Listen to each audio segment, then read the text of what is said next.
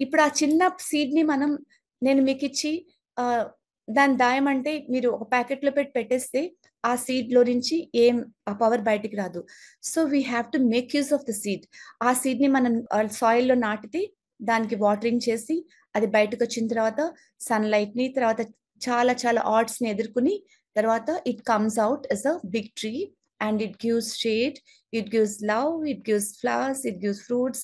ఆహ్, so, everything it gives wood and everything for the people. ఇటు left side చూసినట్టయితే మీకొక చిన్న గుడ్డు పగలగొట్టుకొని బయటకొస్తాను. Strength remains inside us not from outside.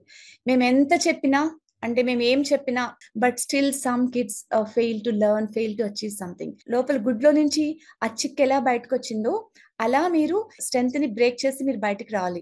బయట ఎక్స్‌టర్నల్ ఫోర్సెస్ అన్నీ కూడా they play minimum role. Inside motivation is more important. లోపల ఎనర్జీని ఉపయోగించుకొని చిక్ లాగా బయటికి వస్తారని నేను ఆశిస్తున్నాను.